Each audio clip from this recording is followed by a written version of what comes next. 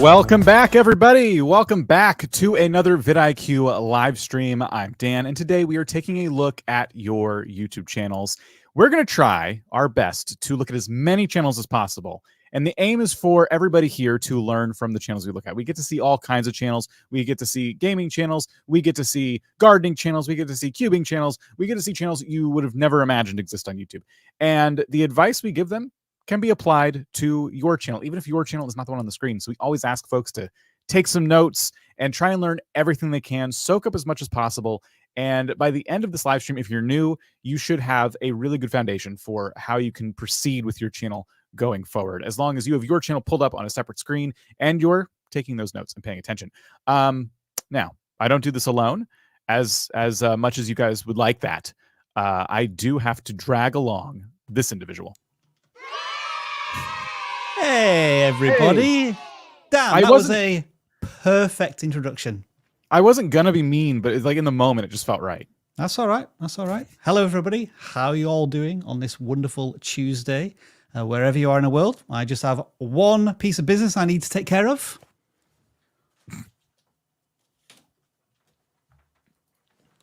We can proceed. I always forget to like zoom in when you're actually sliding the thing. Ready to go live.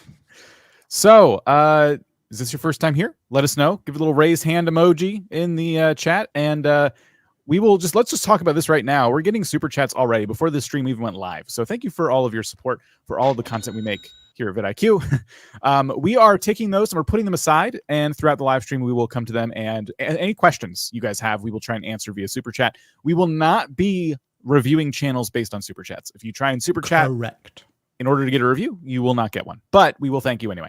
So with that out of the way, for everyone who's new here, we prepared a less than a minute video that explains exactly how this works, because there are some nuances here. So here we go. Welcome to the vidIQ channel reviews live stream. Simply fill in the correct form in the video description and your channel will be considered for review during a live stream. Channel reviews are free, so no need to send us a super chat, and don't spam us in the live chat. We'll ignore it and you may be put in timeout. After the live stream, don't forget to download the vidIQ extension, where you can get a custom channel audit, daily ideas, and an AI-powered video title generator. Link is in the description. If you submit your channel for review, expect the following. We are sharing nothing more than our knowledge, experience and passion as fellow creators. Thank you to all of our moderators who help us out on the live stream every week. You know who you are. Give us a like if you enjoy this live stream, subscribe if you love it, and share it with like-minded fellow creators. All right, let's get started. I love that the gold play button is still like shoved in the shelf, and I keep forgetting about that. And it shall remain forever there. Okay, so hopefully that makes sense to everybody. Fill out the forms down below, whichever one you feel best suits your channel. We won't be too picky. We'll understand, but don't fill out both of them, just one. Okay, and thank you for all of your super chats. Let's go ahead. We're going to look at the first channel that's submitted on the non-gaming form, who got ahead of all of you, and that is Cosmic Emotions, who said they were a shorts channel. So I went ahead and I looked at their shorts. Now, I don't have my settings set so that you guys can hear what you're going to see on the screen. You're not gonna be able to hear it, but don't worry, I'll describe it. You see, there's some music, and all of this text matches what's being said. Rob, 50-50. Do you think it's a human reading it or a robot? I think 100% it is a robot, and it should be Data from Star Trek if it is. No, it's probably the most generic. When you think AI, or not AI, when you think text-to-speech voice, imagine this voice in your head. That's what it sounds like. Got it. We pick on channels like this, and not to be mean to them, but this is the kind of content, and a lot of people here, you'll start to see it in the chat. People agree. I would say most people here agree with this whenever we bring it up, that this is a surefire way to get someone to scroll past your short.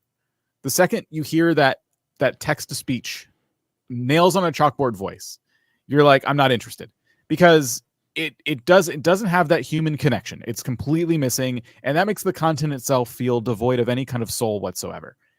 My opinion, but there are people who parrot that opinion. What do you think? I would disagree a little bit. I think this is more forgivable on short form content because TikTok introduced this concept of being a robot or an AI voice. I think The worry is long term, Dan, is that now with ChatGPT and AI just taking a giant monumental leap forward in the last 6 months, this is going to proliferate, if I can say that word properly, more and more and more, to the point where you're just another channel with a robot voice, which isn't very distinguishable from other ones. So what you might need is Neil Tyson deGrasse's voice, or like, and then you're looking at even more weird copyright issues. So I think ultimately what we're trying to say, Dan, is that to differentiate yourself and to be unique in this space, you should either employ somebody who has a kind of educational, sciencey NASA voice that you could use, or you develop your own voice and tone within the shorts. Because looking at them visually, they look pretty cool to me. I don't know if there's any cool sound effects or music, but production-wise, I guess minus the potential robotic voice, there seems to be promise here. The robotic voice, I will say, the TikTok one for me is a bit more forgiven, just because it's at this point, like it sounds like, I would say 20% more human than what I'm listening to here, and it also is more iconic. Like people hear it and they recognize that from TikTok. And I think there are these days more and more AI voices that can pass for almost human, but even if they're not human, just they don't sound as bad. But this was like the freest AI voice I think you could get. Okay. And that's why like it was an immediate turnoff to me. I'm like, I don't want to listen to it anymore. So like instant mute. The content itself is pretty cool. I mean, I like the pictures and everything. I like the graphics they're using. They seem to be using the same graphic template on all of them. It just felt like it needed something more, something to help it stand out besides the voice, like getting past the voice thing. It's just, you see channels like this all the time. Here's some facts about a thing I'm interested in. And I just think that standing out in this space is going to be really challenging. Really challenging. I think they should probably look for some more accessible titles. Exploring Alpha Centauri, I think that's a little bit nuanced for space exploration. I didn't know that from playing Civilization and I think Alpha Centauri, the game in itself. I don't think most people are going to find that very accessible. However, Dan, if you go back to the videos, I think they did do one on the history of Starship. So that's very accessible. That's Starship. Was it SpaceX? I think a lot more people are going to be able to engage with that content there. Most interesting facts about Jupiter. Again, I know that's like a planet we should all be familiar with in the solar system, but is that still a little too into the niche? For shorts, I think.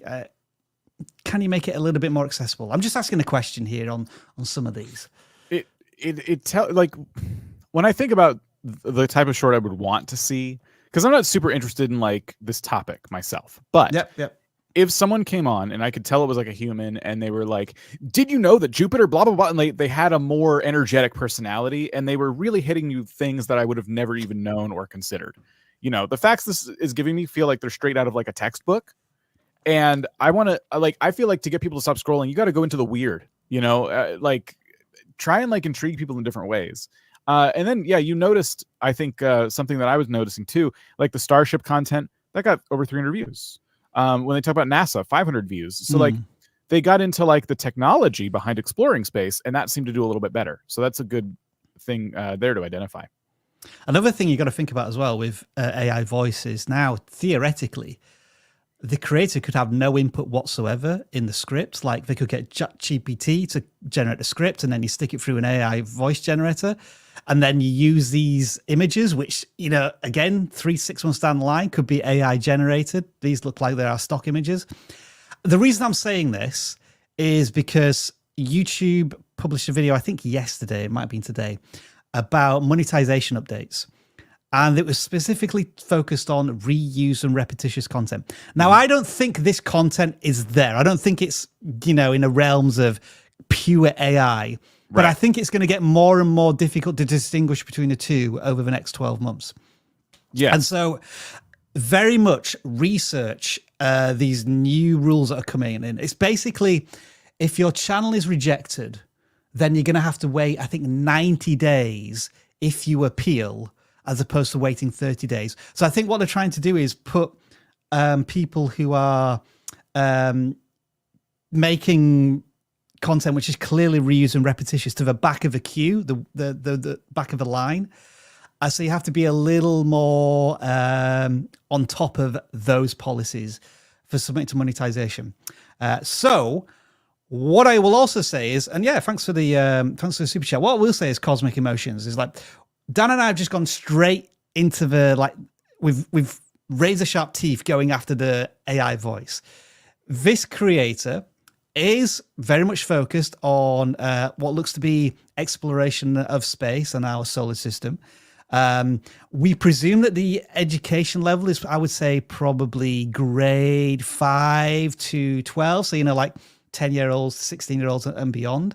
So like accessible education content. So I think they've got that right. And so there are many things here, Dan, I think they're doing right. Mm-hmm. I'm always conscious that we immediately went for the jugular of the AI voice when the creator, has got 300 subscribers. Each of their shorts is getting a few hundred views, which is comparable to their subscriber size. There's a lot of positives going on here. I just want to emphasize that. Yeah. Listening to this latest one, like they said their voices in the later ones, and I can definitely hear that. It does sound like, because they're right, they're speaking monotone. So at first listen, it's like, oh, is that a robot voice? But when you listen to it a little bit more, yeah, okay, that is definitely a person. So apologies there. I'm glad that you've already started to kind of like shift a little bit into that territory of putting yourself in the content. But yeah, and thank you for the super chat. And we do hope that you appreciate it and it's been helpful to you. I really want to do my Scottish accent of talking about planets now, but I don't want to offend anyone. Yeah, but best not. I'm going to the moon. Oh, the moon. All right. Well, hey, next channel. Houston, we've got a problem. Sorry. Toy Gaming YT. A problem, I tell you. We got a problem. Was the first gaming channel that we've run out of fried Mars bars on the gaming forum. Almost 25,000 subscribers. Any more? You good? My ship's made of goodness. The goodness. She cannot take it, Captain. Okay. All right. Gone into the Star Trek music now. I don't know where I'm going with this. What? Do you want to take the first crack at this channel? Sure. This is a gaming channel. Yeah. Hey, Jeff. Right, so 25,000 subscribers here, and they are Pet Simulator X YouTube. I presume, Dan, this is Roblox, just looking at the thumbnails, which are, generally speaking, at the very top here of a good standard. They're using a nice, thick font when they want to use a font, and although the thumbnails are colourful, which could be a problem with like mixing too many primary colours, most of these are okay. Some are a bit messy, like Pianta Pets in Pet Simulator X, the one on the left-hand side with a red arrow. That feels as if it's got a bit too many colors, so it's blending in a bit too much. But they're definitely focusing on Pet Simulator X, which I've never heard of, but presumably in Roblox, it must be a popular mod. And if they're one of the only ones covering it, that's a good sign as well. What I can see is that they are posting on a very frequent basis, one video a day, it looks to be, and they get spiky views. So some occasionally get views over 10,000, but not all. So maybe they just need to, like, instead of posting a video every day, let's post a video every other day and allow myself to analyze the analytics, maybe do a bit more research into really cool stuff that's going on in Pet Simulator X. And try and get the cadence of views a little bit higher and, trim a bit of the fat. What are your thoughts, since you're the gaming expert? Well, so I was looking at Pet Simulator X. I was looking at the subscribe count, looking at the views, and I was thinking to myself, if I had 25,000 subscribers, I would be thinking, I'd like to see some more views. But when they cover... most popular, Dan, should we just see if there's an outlier or something here that's just brought in tons of views, potentially? I do want to do that. But one thing I wanted to point out was that when they do update videos, I'm noticing more views or videos that just seem like they're going to really give you something cool. Like I found the best method for diamond in Pet Simulator X. So this feels valuable to everyone who plays the game. 10,000 views makes sense. The biggest free-to-play update, Quest Shop, 21,000 views. This is very typical for channels that like cover one game and they cover reviews and they do some like content of them just playing the game too. So that's pretty cool. One thing I wanted to caution you on, and you're probably well aware of this, keep up to date with whatever comes next after Pet Simulator X. I'm not saying do a video on every Pet Simulator style game that Roblox has, but these games come and go. They all have a shelf life on Roblox. Someone's always innovating and making something new. So there will be a point in which it makes sense to start to pivot to another game within the Roblox community that has something to do with collecting pets. But yeah, let's see what's most popular. 1 month ago, they got 783,000 views, all Pet Simulator X updates. Cool. Interesting concept. Yeah, nice listicle style video. I've seen them done before.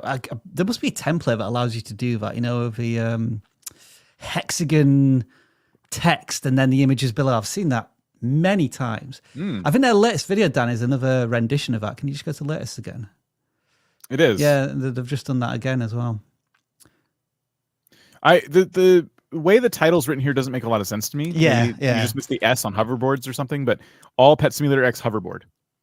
You know, that one little change there might help. The video's a day old, you know, just look into that. But yeah, this is always great to see channel with hundreds of thousands of views on some of their top videos. How to get free huge chef cat. You know, again, valuable value-driven content for the people who play this game. So if you're a gaming channel, this is something you want to be doing as much as possible. Is there something in the game that you know how to get? And a lot of gaming channels I've found to kind of take this for granted. Sometimes stuff like this, to the person who's like a big fan of the game, it's very easy. Like they assume everybody knows how to do this.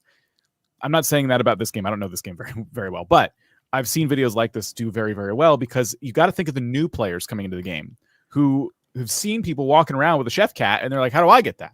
And the first place they go is YouTube because someone's got to have a video on this. So even those things where you kind of take it for granted, like keep in mind that could make a very nice, quick video, a guide on how to do something.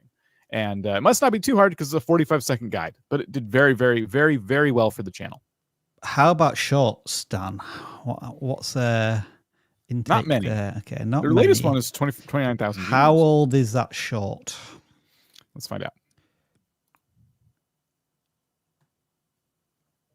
You click on the description, it should tell you. Yeah, I was just listening to it. March 5th. Okay, so I feel as if they should be experimenting a bit more with shorts where possible. Surely they can turn some of their, I would say like for every video that gets 10,000 plus views on a channel, that seems to be like a good threshold. Turn that into like 3 or 4 different shorts. There's surely enough clips from those videos to experiment here. I agree. I think there's also some stuff you can learn here from watching other shorts creators. One thing I want everyone who's making shorts to challenge themselves to do is try to make your shorts, regardless of what they're about, try to make a short that anybody could watch, whether or not you feel like they're interested in your topic, because YouTube is going to push that short to a lot of people who are all over YouTube short shelf in all different areas of interests. So I may not like Roblox content, but if I feel like it's about to start telling me a fun story, even if it's in a game I don't normally play or follow, if you can get me to understand what's happening without over explaining it, but also with enough context, like I might stay and watch. And that's a challenge. But if you can learn that skill directly translates to long form content completely. And you'll see like that's the kind of storytelling, that strategy is what separates big gaming channels from small ones. Like a gaming channel that can get somebody interested in their content, regardless of whether or not the audience is going to like that game and if it resonates with them. And then final question, Dan, do you think this channel should experiment with live streams? I don't see any on the channel at all yet. Depends on their strategy, but I mean, if that's something that they want to do, I would highly encourage it. Do you think they would get, at this point, maybe 50 to 100 concurrent viewers? And if that is the case, what could they potentially do with that audience? Well, YouTube live streams are a really, really great way to drive memberships. You have a join button here.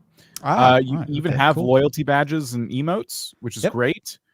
But are you utilizing them in live streams? Because these can be used in the comment section, but nobody's going to do that. You know, relatively speaking, like it's just not something that happens a lot. But if you do live streams, there's a much better chance of people getting to enjoy those emotes and you getting to promote your memberships simply by people using the emotes and by you going, hey, by the way, if you become a member, you can get some cool emotes. You can befriend me on Roblox. We can play the game together. You can even be in a video. So yeah, go ahead and join my membership. It's much easier to sell memberships using live streams. I'm going to ask a question, Dan, which could create a lot of headaches for us. But do you think we should add memberships to the vidIQ channel, and whereby we just make it as cheap as humanly possible and allow people to use emojis on live streams? Because I don't think we can really add anything else, with all of the platform that we have with vidIQ Boost, Pro, Max, and etc. Yeah. We don't want to try and muddy the waters there, but to give people an extra live stream experience. I can see some people are saying yes, they would do that. Maybe I'll put a voting poll in the community tab or something. If the only perk we were offering were fun emotes, and we would get somebody to make cool emotes that represented, we would get John some more work to make good, fun emotes that represented the community. Sad for John. I hope he's watching the live stream. Tell me if you are, John, in Slack. John clicked off of it. I missed the live stream today, guys. Sorry. F in a chat for John. Oh no. Anyway, we would have some emotes designed. If that's the only thing, would you become a vidIQ member? If the membership was as cheap as we could possibly make it. Yeah. All right. That'll be interesting to see. All right, hang on. Down. What? Time for a bit of self-indulgent moment. So John, I confirm, is watching. So we don't even need to tell you what you need to do next. So 2 things. First of all, Dan, your studio is looking awesome. I love the lights. We should probably do some requests, and people can ask you to change colors and whatnot. Oh. But right now, it is time for Rob's Gaming Corner. Hey! So let us know in the chat what video games you've been playing over the last week. Dan, what have you been playing this week? Not much. Have you not had time to play any video games? Is work too busy? Yeah, not much. This weekend I tried to force myself to do nothing for a bit, so I did that, and then I just play a little bit of RuneScape, but not really dedicated to it right now. I just jump on, make some money. I've been very boring lately. No one would want to hang out with me right now. Okay, well, since Dan's boring and is not playing anything, let me tell you what I have been enjoying. Dan, you can just keep clicking on these, get some more games coming up. Oh, sure. So I completed Super Lucky Tale a week or 2 ago, and then I moved on to Ghost Song, which was a Metroid 2D platformer. And it was going okay, and then all of a sudden the difficulty level just ramped way up. It's like suddenly I'm getting killed by every single boss in the game. And I don't know if you do this, Dan, but when you play a video game, do you try and complete it without any guides or like going to, I don't know if people used to do this. I used to go to GameFAQs now I just use YouTube to get all my answers. But I try to avoid getting guides and answers as much as possible. But there just comes a point where I'm saying, you know what, I'm just can't get anywhere. I'm an adult now. I haven't got time to mess around with the game. I just want to complete it. So I must confess, I used YouTube to guide me to the right places, to kill the right bosses, to get the weapons I needed to complete the game. So it's finished. Another 12-hour game, fine. Now I've moved on to a game called Chorus or Corvus. It's like a space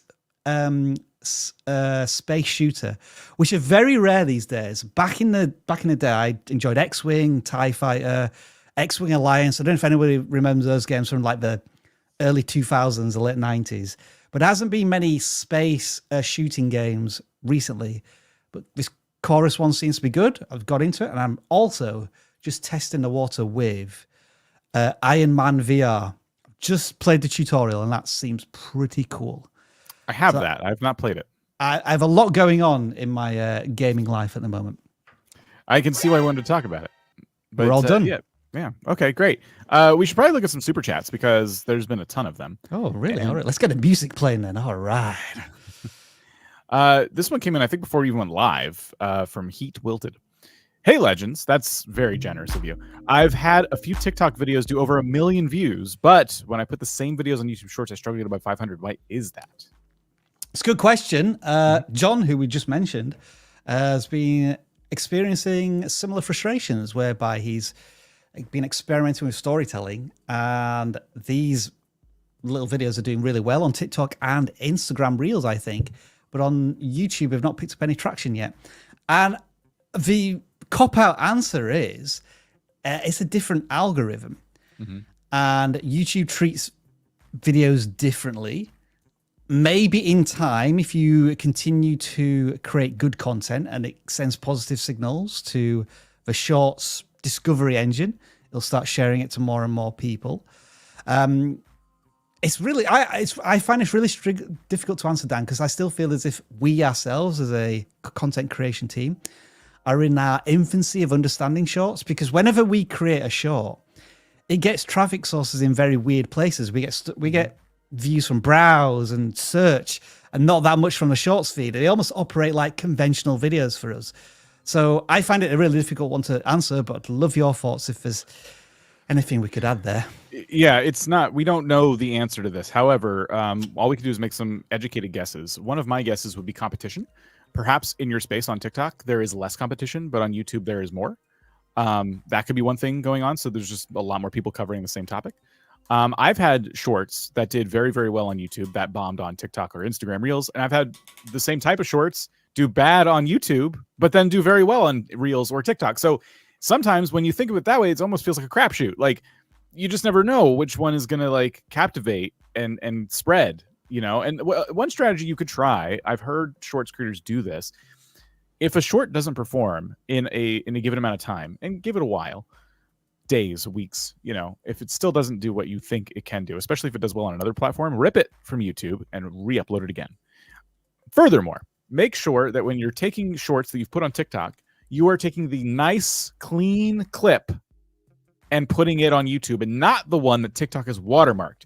YouTube does not like watermarks from other platforms on their platform. They've said as much, and that heavily implies that they will stifle that content's reach. They haven't said that outright, but that's pretty much what they're kind of saying. So try to make sure your content is not watermarked. Those are my tips.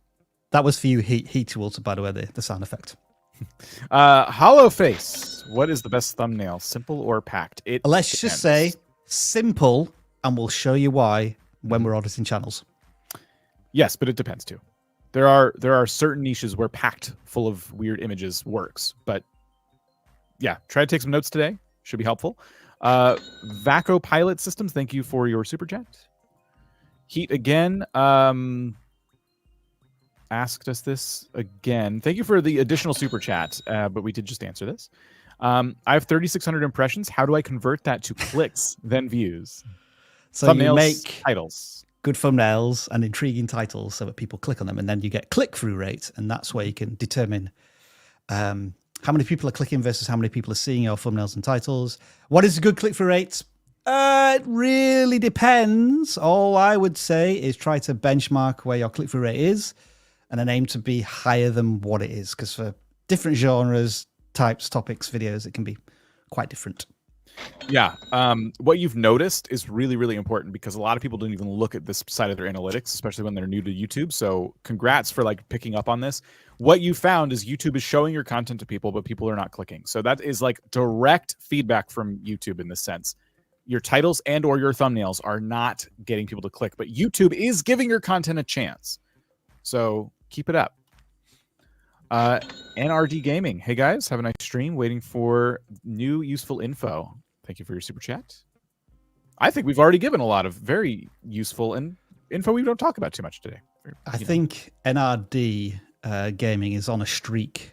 Must be at least like 4 or 5 live streams in a row now, super chime. So yeah, I try to remember the regulars. We appreciate it. Smile and relax. Says big hugs from Roby and Malta. We're from Malta, sorry. First time here. Welcome. Thank you for being here. Cruise and Koozies, thank you for your super. Old Man Gib, good morning. Good morning, y'all. Another regular. I have been seeing a lot of videos popping up, informing creators that YouTube will not be monetizing faceless videos. Is this true? How is it going to affect channels? Oh, this is a good one. So if you could share this information or videos popping up that are telling us this, be useful. I'd like to research this a little bit more, but I think it does go back to YouTube kind of hinting that they're keeping a close eye on application for YPP in terms of reuse and repetitious content. And as I say, with AI taking leaps and bounds forwards, it's only going to get more tricky for YouTube to know what is authentic and original versus what is augmented and AI. Yeah. Nice simile there, Rob. Well done. Yeah. There's a lot of people able to upload, for lack of a better term, low effort content right now.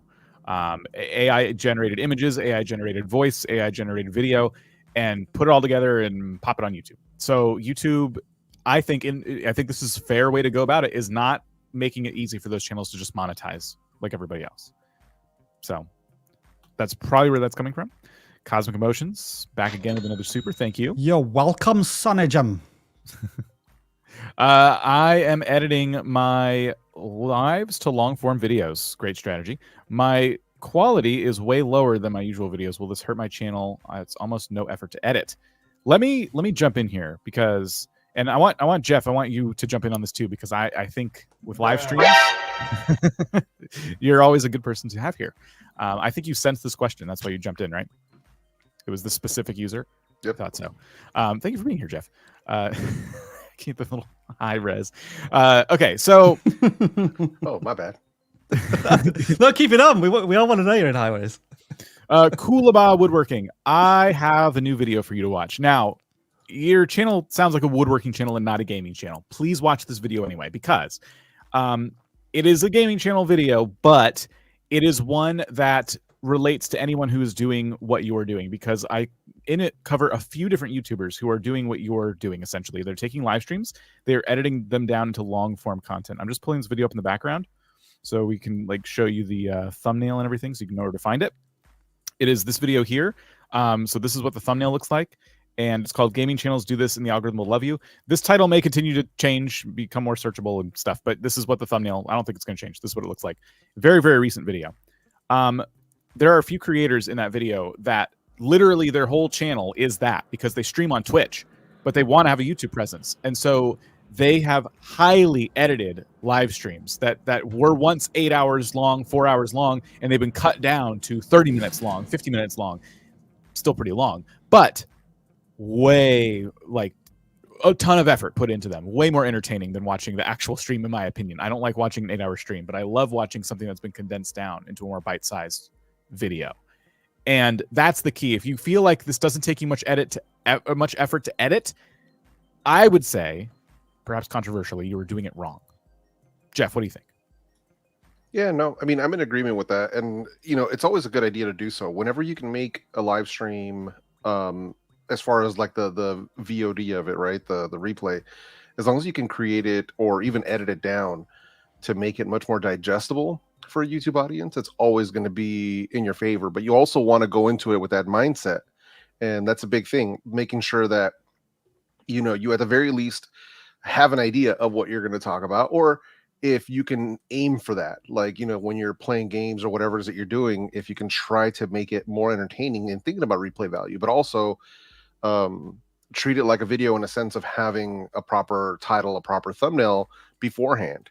And that way, you know, you start getting impressions right away. It starts getting pushed out right away. I actually just did this on Sunday, where I did a live review. It was a 90-minute stream that has been cut down to 26 minutes. And now it is just the review portion of the product that I went into it, you know, thumbnail, title wise, everything was lined up for it. I went in, cut it down, and added chapters to it and everything. And it's doing well. Like it's actually picking up views. And I think over time it's going to do quite well. But I went into it with that mindset of replay value. You know, you might get like 100 or 200 people in there concurrent at the beginning, but some of these videos or some of these cut down streams end up having, 50,000, 100,000, 150,000 views, you know, after a few months. Yeah. So, yeah, that's our advice there. Next up, Miraculous Gaming Hub gave us 2. This is a super here. I'm not familiar with that currency. What currency is that? It's cool. The logo looks awesome. I wish our currency had that kind of cool logo. Yeah, agreed. And then they have a super chat here. Started miraculous gaming channel, got 6,000 watch hours and 400 subs. Nothing left to do with this game. Now I'm stuck because all the subs are fans of the show. I'm guessing show they meant the game you're currently playing. What kind of game is it? That's rhetorical. You're not here to answer one-on-one with me, but is there a game that's similar? Something that you feel like you enjoy and that your audience would also enjoy? That's the first check I would be doing. You know, if you've taken the game as far as it can go and you're done with it, that's the next step. And when you make that change, you will still lose people. You will still get people who don't want to follow you to the next game. It's okay. The point is that you're kind of rebuilding, and hopefully the next thing you play, you can really get a lot out of it. If you've played the game from start to finish, is there a lot of stuff you can still do in between? Can you take that game and now look for glitches, do speedruns, do challenges? Like you could take one game that you've finished and really stretch it out if there's still an audience and they're still interested in it. So those are your kind of two options, in my view. Agreed. That? I don't think it's that. I was thinking, yeah, like now you've covered the game completely. How do you subvert the game? Like how do you break it in weird and wonderful ways, or do extreme challenges that just no one else would ever think of trying? But I also like your idea, Dan, of trying to think of some crossover content, whereby it's this game you've been playing versus the next game I'm going to be playing, and how it's similar, how it's different, how it's going to sustain my channel. And I love your lights, Dan. I don't know what you've done, but now they're almost Christmassy. That one's called Forest. Nice. I meant to hit Sunset, though, because that one's also Ooh, cool. That one looks like Grand Theft Auto Vice City. We need to set up some affiliate links for this, Dan. People are going to be desperate to buy it. Yes. Your guy, Shy, just dropping this here to tell everyone in chat that they're killing it and keep doing what you're doing. Thank you. We should get back to looking at some channels, but we have even more super chats and more coming in. So thank you all for your supers. We will get back to them very soon. Speaking of the studio here, we're going to be talking to them more, but Live Streaming Pros has been helping me with this. It's like 99.9% done at this point. So while it's been under construction, I haven't mentioned it too much, but they are awesome. So stay tuned for more with them soon. But yeah, cool. All right. You guys ready? Let's do it. All right. The next channel is CFOP Cubing. Rob, this is one of your picks. Yeah, I picked this because it was kind of ironic that it feels like we haven't audited a cubing channel for 6 months. And yet this channel has only published 2 videos in the last 6 months as well. So has the bottom fallen out of the cubing channel YouTube empire, or does this creator, as their first commitment to consistency, be make a video every 2 weeks for the next 3 months, so that you are demonstrating to your audience that you're going to show up on a regular basis and there's content to watch? On top of this, I'm looking at cubing and I'm looking at how fast cubing can be and how you can teach things very quickly. Shorts seems like a opportunity for content as well. Mm-hmm. If it's taking too long to make these 6, 10, 8-minute videos. Other than that, I thought I love a channel banner. They put a lot of effort into that. So full credit there. And they are very much on topic with their niche, with their audience. With, I think, how is it, 500 subscribers or less? Just remind me there, Dan, how many subscribers they've got? 1,000. 1,000 subscribers.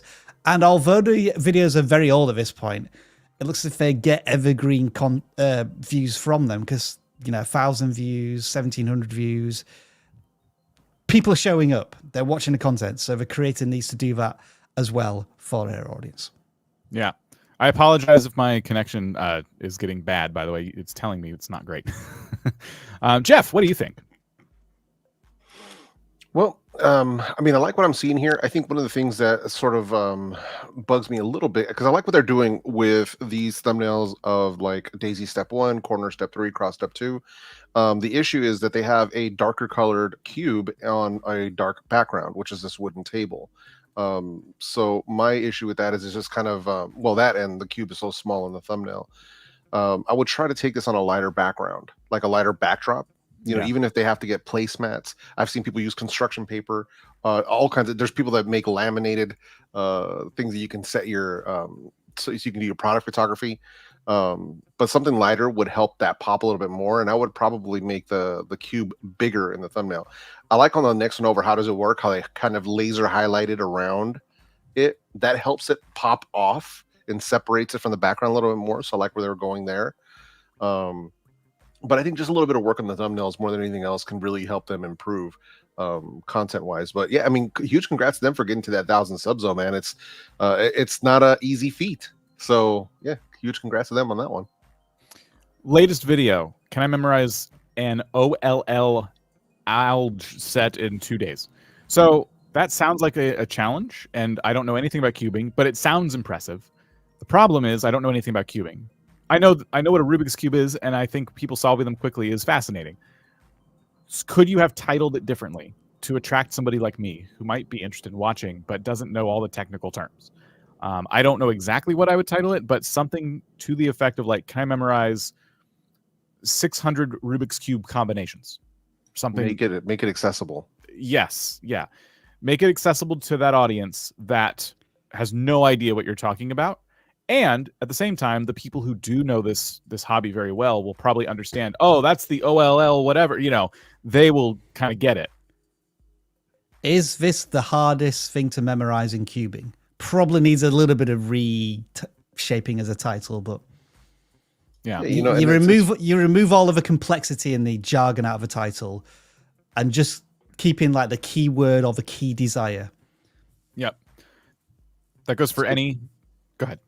Oh no, I was saying it's a good thing that we have this tool that allows you to play around with titles as well. Mm-hmm. So when you have an idea but you're not sure, you can drop those keywords into that title generator. It'll give you 5 ideas, and then you'll have a better place to sort of ideate from it. Because I don't use any of our title generator ideas verbatim, but sometimes I will mix and match them to where it makes much more sense and it's much more impactful than anything I came up with. So it's just a thought, but that's something that I would definitely do, because I mean we're giving you guys that, you know what I mean? So it's worth using if you guys haven't tried it yet. It's so funny seeing Dan stress in the background. Is like, Jeff mentioned title generator. All right, I'm going to bring it up on screen. Oh no, I'm not logged in. And it's like hiding the screen. I'm not logged in. And I am not going to help you at all, Dan. I'm logged in. There you go. I'm going to ruin your video with this. No. So what? Let's see. Memorizing Rubik's Cube combos. Did I spell that right? No, I did not. No, I guess I did. Something like that. That's a terrible title, Dan. Well, luckily, I have a robot to help me with that. Learn how to memorize Rubik's Cube combos. It'll blow your mind. Blow your mind. Oh, yeah. Mastering the Rubik's Cube. I like that one, Jeff. I agree. This is a bit too long, but, you know, interesting. Master the Rubik's Cube overnight. Discover this proven trick. Learn how to solve a Rubik's Cube in under 5 minutes. You won't believe what comes next. Speed up your Rubik's Cube solve time. Here's how. And if you don't like these, you can refresh, get some more. You know, keep playing with this. This is a fantastic tool for when you're trying to come up with interesting titles and you're just struggling. So there you go. I think we've covered CFOP cubing now. Am I right in thinking, Dan, if I just put this random image on screen, people can take advantage of such tools quite cheaply? Maybe. You just shouldn't scan random QR codes that people I'm actually going to put on scan live it. I need to scan it and find out where it takes me. Don't do it. Rick Astley? Okay. Don't. Oh, gosh. Okay. You're going to get a copyright strike. Rob's going to need to expense a new phone. I told you not to. Moving on. Bruh. Alex Grows Food is our next channel. Hey, Alex. What food are you growing? Alex grows carrots and tools and greenhouses and all kinds of stuff. Can I just say, yes. I love the smile. It's just so wholesome and friendly and inviting. Yeah, I love the thumbnails. I think these are really nice. The first egg is standing out to me. When did our chickens start laying eggs? Raising Moran's chicks. This is more of the searchable bit anyway. But yeah, like, you know, for a channel that has under 500 subscribers, even the videos that aren't performing super well, we're getting close to the subscriber count and views, which is very encouraging to see. But then you have videos that have 7,000 views. Are plastic greenhouses any good? That's an interesting topic. I've never even considered that. I see gardeners use greenhouses all the time.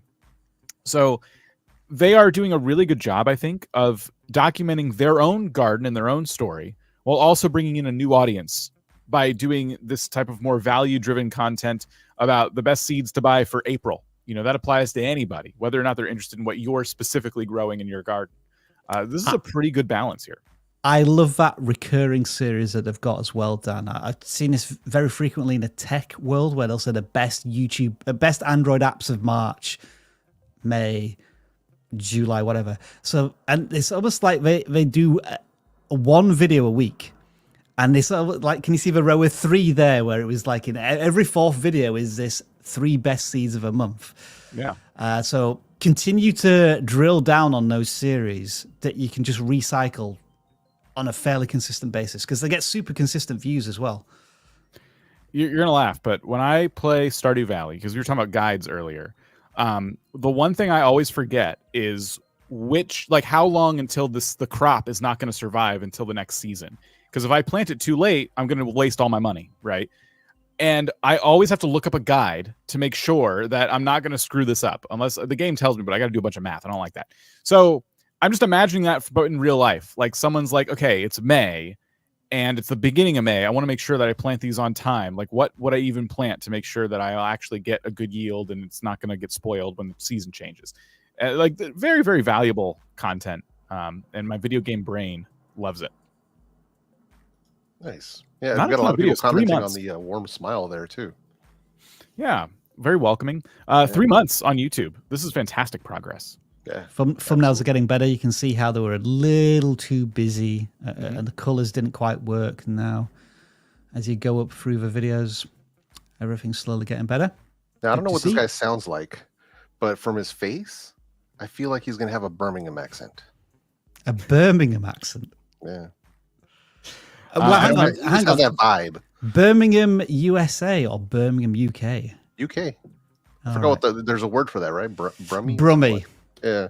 All right, I'm from Birmingham and I'm going to show you my garden. That's my best Brummy accent and it's terrible. I wish I could show you the voice because I think you're actually right. Really? Shall I try and go on then? Shall I try and read out the captions?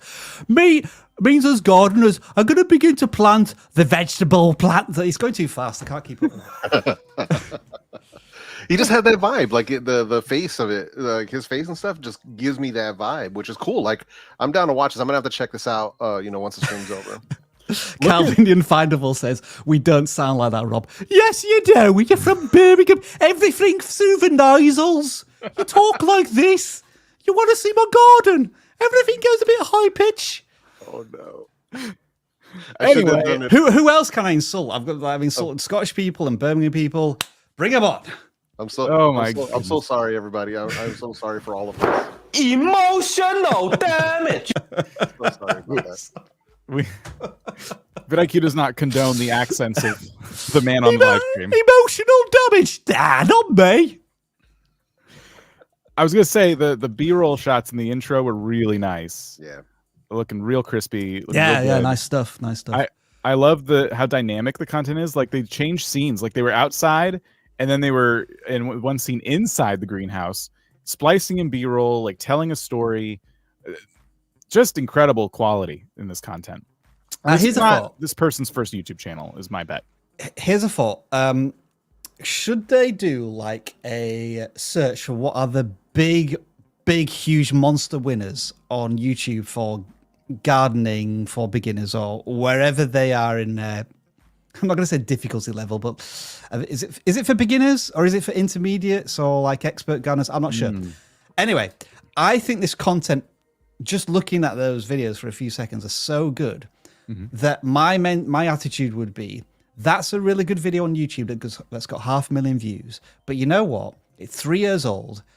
I have more information or I have better knowledge and I can make a better video on this topic. So that's what I'm going to do. It's like I'm saying go after the big search-based titles for gardening because I think this creator could crack through. Yeah. I completely agree. I was struggling to think of like different advice we can give this creator. I think that's a good place to start for sure. They're just doing such a good job as it is. So yeah. When did it start, Dan? What if you go to the about 3 section? Months. Oh, probably the same film. Yeah, so to be 4 months into this YouTube journey. Excellent. Yeah, excellent. Yeah. Well done, man. Based in Cambridge. Not Sounds a quite little off. Birmingham then. Not That was quite. a little off. Okay. I don't know the accent, so I apologize too. What's the Cambridge accent, Rob? Ooh, I'm from Cambridge, don't you know? We've got a posh university, don't you know? It's a bit of a guess. I don't even know. Okay, well, thanks for that. All right. Alex Grows Food, best of luck. I think you keep it up. Even if you change nothing, you continue to grow at a really decent clip, but hopefully we've given you some starting points here. Yeah, he's growing views and subscribers. And food. That man right there, yeah. Lonster's Pop Obsession. So this was another shorts channel. Now, I did listen to these ahead of time because I was wondering what kind of commentary might be included. They cover like a lot of Funko Pops that have like musical artists. So what they do is they just use a song from that artist, like a popular song. Okay. And that's the only audio in the video. Now, if you click on it, Dan, it's their original sound though. So shouldn't they be doing a search on YouTube through the Shorts app to get that sound officially from the app? Yes. The benefit of that is that it'll link it right down here. It kind of ties you to that artist, and now it's like one more person using this song, this popular song. And it's the right way to do it. So because you're not even commentating on this content anyway, I would take your shorts after you're done editing them on your computer, for example, upload them to your phone. I know this is annoying. Then upload the short from your phone, and that's when you can use YouTube's tools to change and add effects, add music, things like that. That is one bit of advice. I would say, given the view counts on these, you may need to bring a little bit more to the table here. You have this really cool collection of Funko Pops. There's probably a story behind some of these, you know, what it took to obtain them, what they mean to you, why you collect these specific ones. And I think that collectors, you know, would be very interested in just hearing you talk about them rather than simply just playing some music from the artist. You've been trying this for a while, and you have a couple of ones that have been pretty successful. But same concept here. Whitney Houston, music in the background. There's a TikTok watermark there I saw. Oh, yeah, I see that. Yeah, right here. Are they still doing it? No. It's not still there. They've gotten rid of it, guys. Okay. It's okay. It's not there anymore. Oh, so let's scrutinize the videos themselves there. Now, is it just a still shot that goes on to another shot? Yeah. Yeah, so they're just pictures, really. And are they always in the box? Yes, from what I can tell. And this seems to be a theme with pop collectors. They do not take them out of the boxes. I would suggest buying one of those little turntable things that can actually spin products around. And you can do some really cool stuff. Like you can make it spin around, and then in an editing suite, you can like speed it up and slow it down. So like the slow motion and zooms in and then speeds up a little bit. Because again, I don't think just those static images, even though you are adding a little bit of zoom and pan to it, is enough to make the videos exciting. Yeah. It's shorts is really stiff competition, you know, and you got a lot of people in there who, when they do things like the show off their collections, they really do a good job of telling a story. Like you could look at channels that collect Pokemon cards, for example. They'll be holding them up to the camera and they'll be saying like, I got this card on eBay and it cost me like $1,000. And it turns out it's fake. You know, they really like take you on a journey with this. And I think there's an opportunity here to do that. You're obviously a passionate collector. I would start experimenting more because you've been trying this for a long time. Like you've been doing a lot of these now with the same exact style over and over again. If it didn't work back here, there's no reason it's going to work more recently. Like, I feel like you're kind of spinning your wheels a little bit. Titles are just very ordinary as well. Yeah. The character, and that's it really. The character, maybe if they're in a costume of some kind. Mm-hmm. I'm wondering if there is a good Funko Pop Shorts channel that this creator can research a little bit. This is still a frustration with desktop where you can't. Ah, right, okay. Yeah, there's plenty people doing that. I think even if they did something as well, they don't have to do all of this, to be honest. But I mean, it's cool for what they're doing because they're trying to bring something different. And I like the fact that he's going for that villain from Despicable Me vibes. I love that. That's pretty cool. But just even just to keep it simple, right? Like with the actual shorts themselves of what they're showing, recording themselves doing it as opposed to a picture for a start would be good. And then even giving just a fun fact, I'm gripped by this. That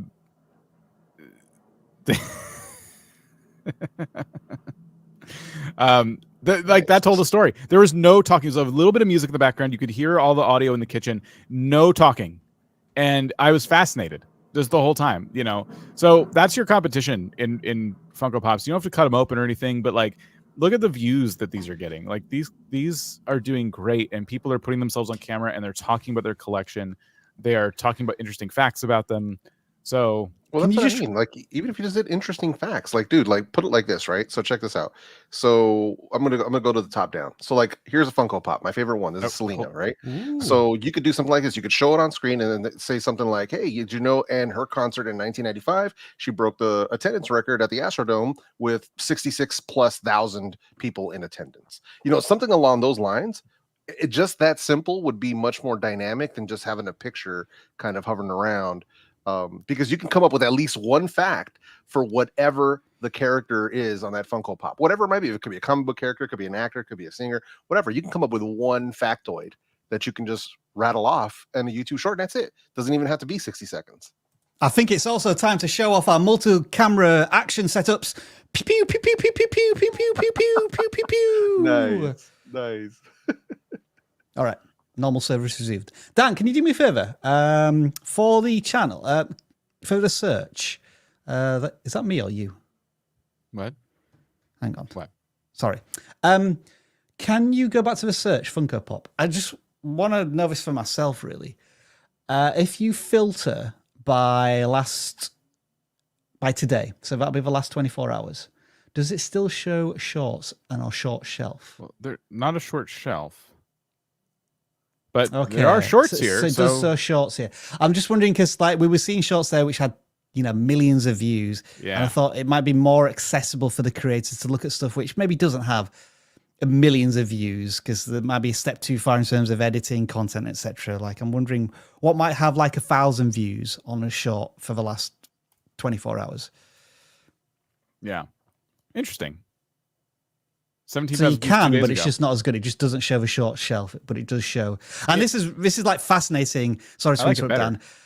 The fact that shorts are now appearing on search more and more is like a really hot topic for me, and especially if that extends into Google search. It does.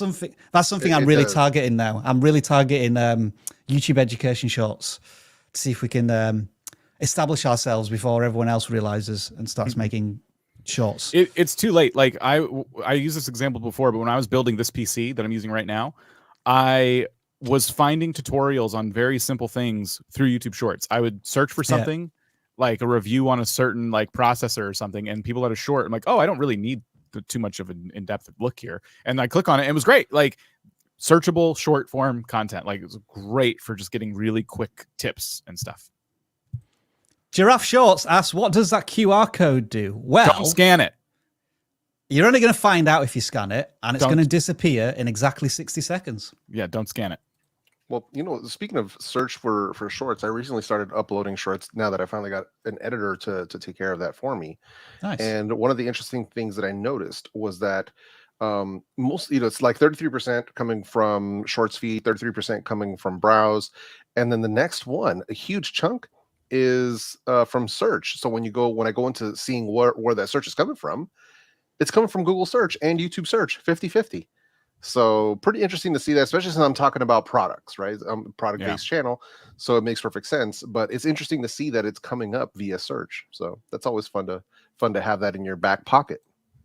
My weekly rant is that we get, I think, 37% of our views on shorts from YouTube search, and yet YouTube is showing no interest in allowing us to put custom thumbnails on our shorts. Urge to Kill Rising. YouTube really needs to fix that. They really do. Okay, we're looking at the DIY Grunt. They have Hey. 2,000 subscribers. They have new uploads every Thursday. And is that playing out? 11 days ago. Thursday was not 11 days ago. So I think their schedule here, this is the classic. This is so classic. Don't hold yourself to it. Just upload when you can. It's okay. I'd go as far as removing it from the banner. Yeah, I'm being uber critical on upload schedules. Well, he's not exactly 1 week between each video. I can't do the geeky voice thing. I'm terrible at it. So thanks, Jeff. I picked this channel because they have some fundamentals down there. They're growing. They've got 2,000 subscribers. Mm-hmm.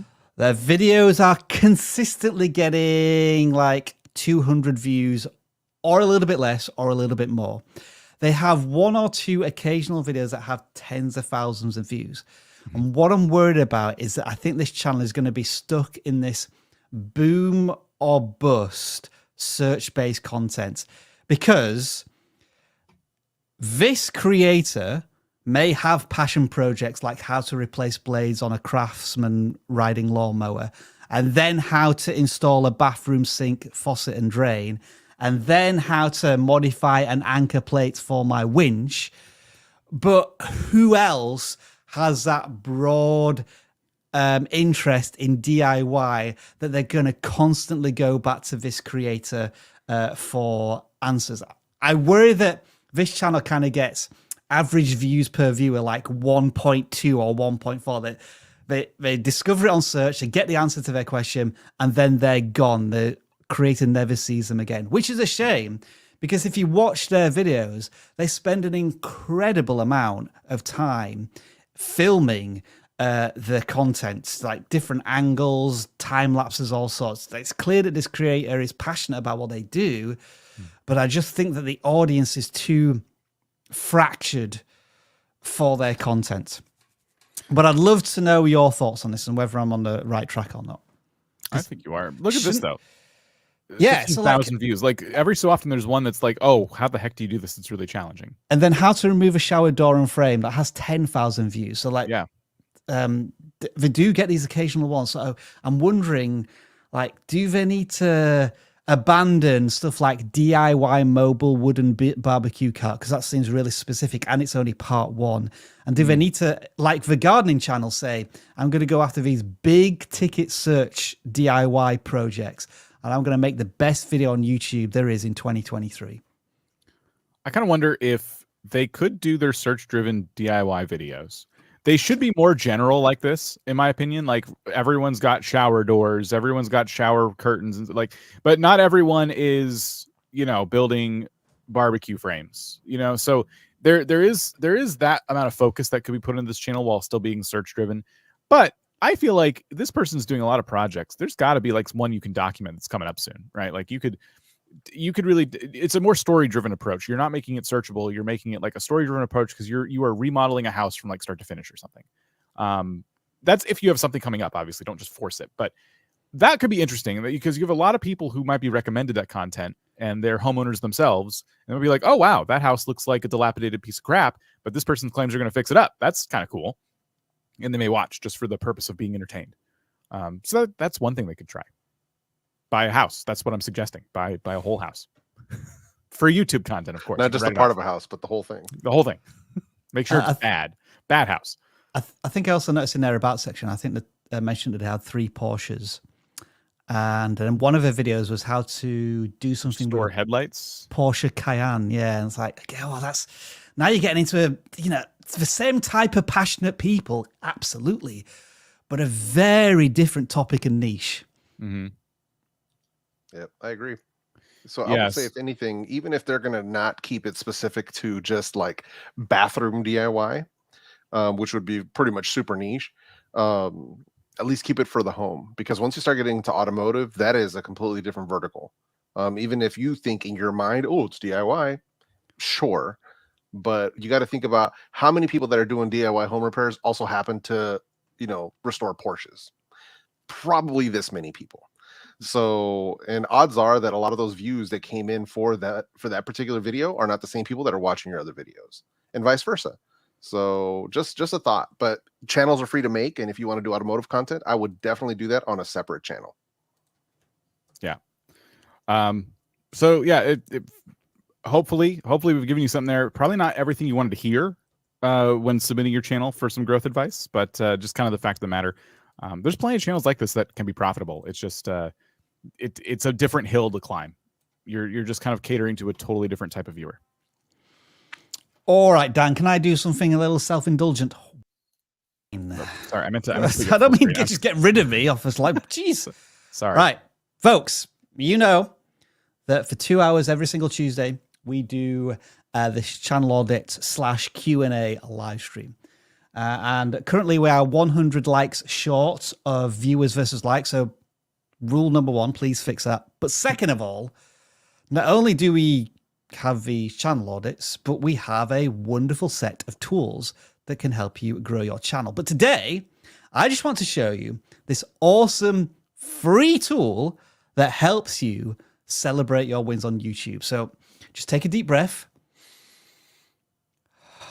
and load up YouTube on your desktop computer or laptop, because I know you've already installed vidIQ, and if you haven't, then you are completely excluded. Shame on you from what I'm about to do. So if I drag my mouse up to the very top here, next to the real-time stats, one of my favorite tools here on vidIQ, you will see this trophy icon. And if I click it, I can celebrate my latest milestone, which for us was our best month ever of subscribers, 40,000 of them in December 2022. We are getting close, real close to 1.5 million subscribers. That will likely be our next certificate.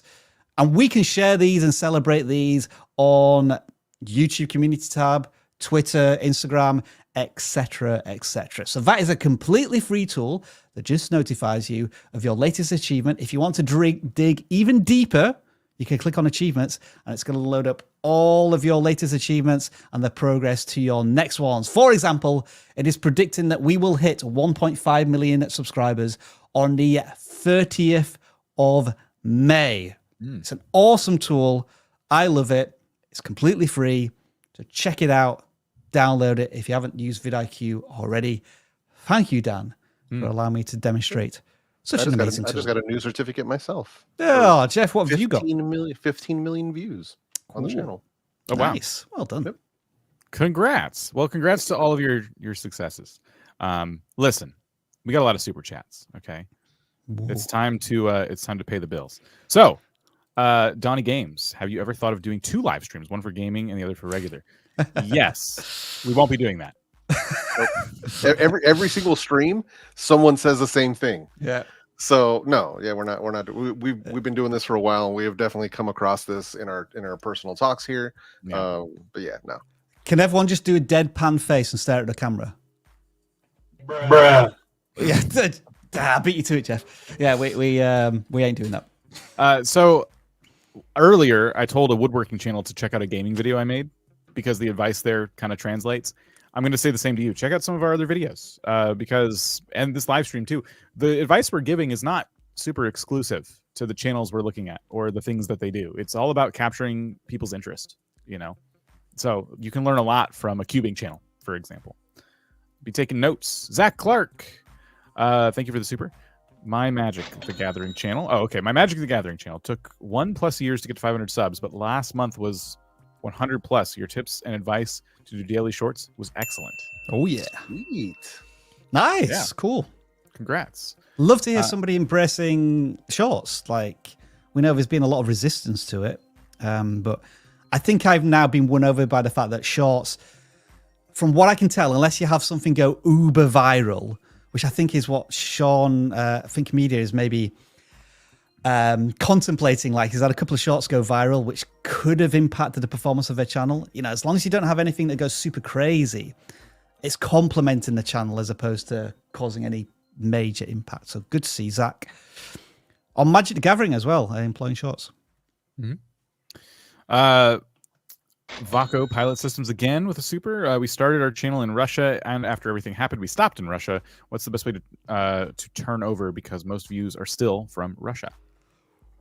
Well, that's a tough question, isn't it? Because it's almost like Russia is a bit of a pariah on YouTube almost, especially in terms of monetization. And I don't know if the discovery engines have been impacted by the conflict as well. I mean, we're going to go down to obvious and basics here, but is a content in Russian? Because that's where you're going to get most of your audience if it's in a native speaking language. I don't really know what to suggest here, other than is it a language solution that you can maybe tackle? Yeah. Yeah, unfortunately, I don't have any good tips for you. Yeah, the only thing I would think of would be doing content in a different language, whether it's English or something else, and then the topic that you're talking about, targeting an audience outside of your country. So stuff that's interesting to people in Peru, for example, or in Mexico, and doing it that way. That way, the audience that you pull in is from elsewhere. But yeah, this is a really difficult situation, especially with considering everything that's going on.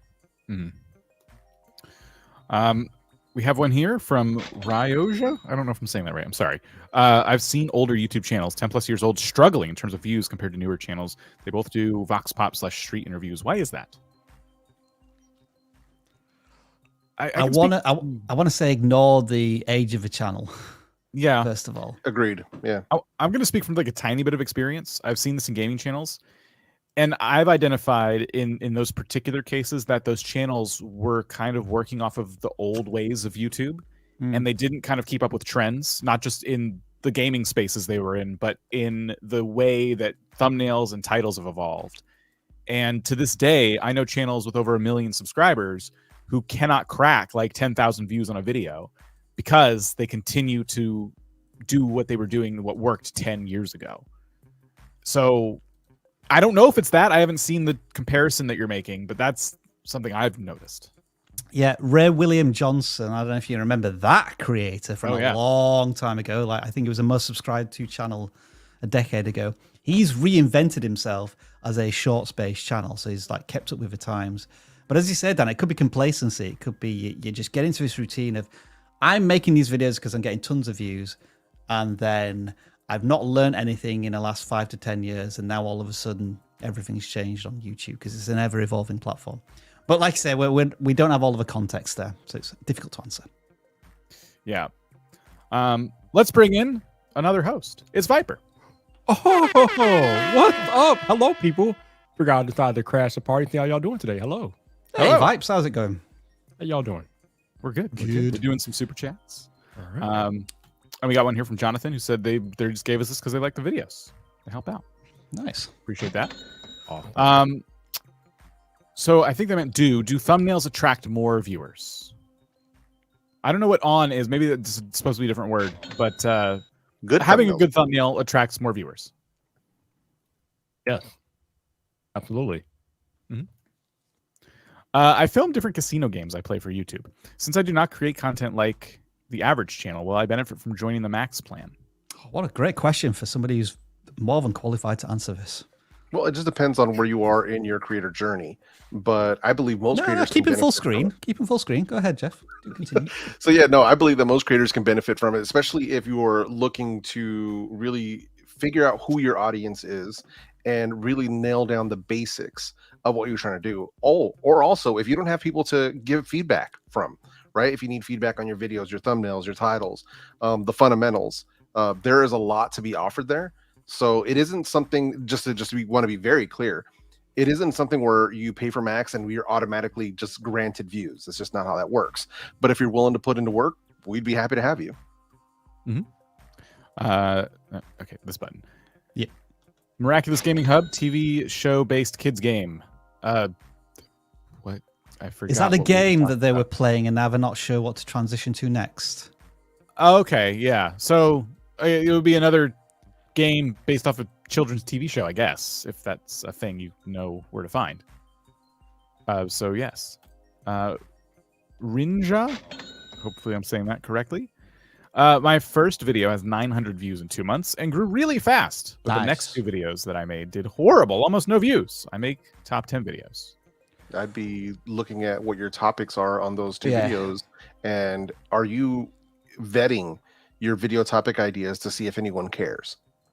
That's the first thing. If nobody cares, you can make the most amazing top 10 video with the best footage and the best voiceover. But if it's a topic that nobody cares about, then you're just, spinning your wheels. So could it be that the topics of those 2 videos just weren't enticing? Was it a bad thumbnail? That's where I'd be looking at.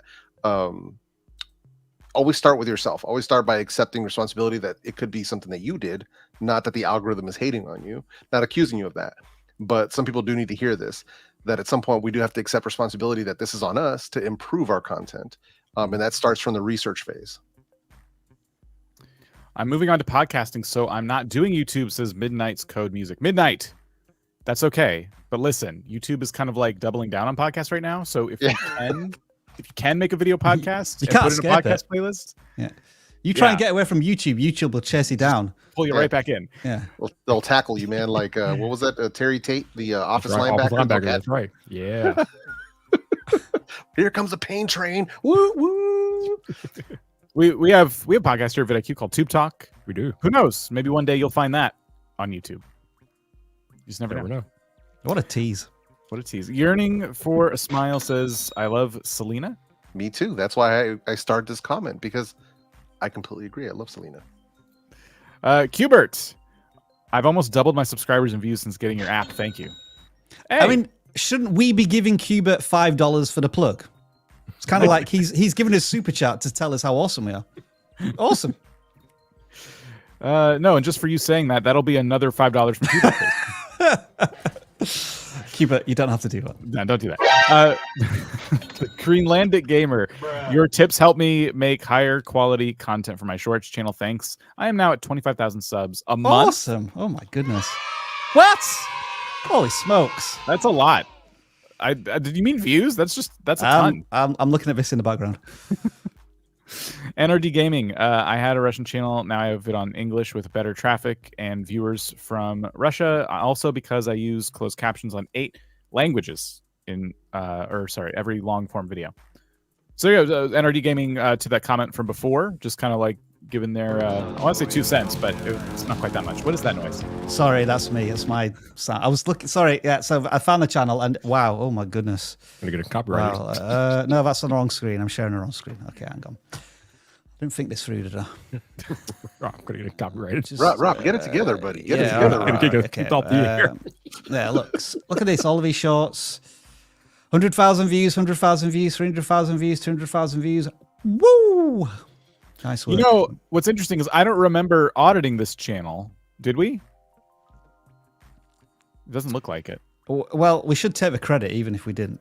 Well, that's what I'm about to do because this channel's obviously been taking notes, even though we're not auditing their channel. Just saying. Just pointing that out.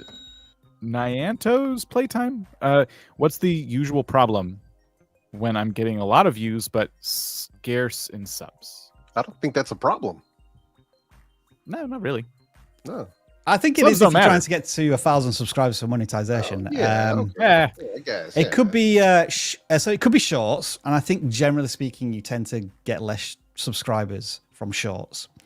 But calls to action. You know, if you think you're getting a lot of views and they're engaged viewers, that's the important thing. They're engaged viewers, then halfway through the video or towards the end of the video, you can ask them for a little bit of a favor. Like, you've enjoyed this video. If you want to see more, and guarantee that you can see more, because YouTube sometimes doesn't show all of the videos, just subscribe, turn on a notification bell. Just a little ask, but do it at the right time. Yeah. We only have a few more. We'll go back to some channels here. Info Hasu says 28K daily views to 1K. Same quality, but why down? Topic.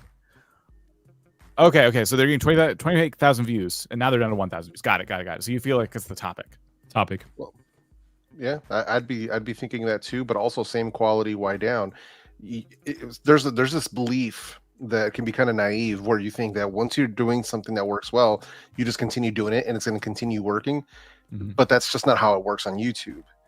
Sometimes you do have to, depend on the type of content, you do have to evolve your content. You have to evolve your topics. You have to improve your storytelling abilities.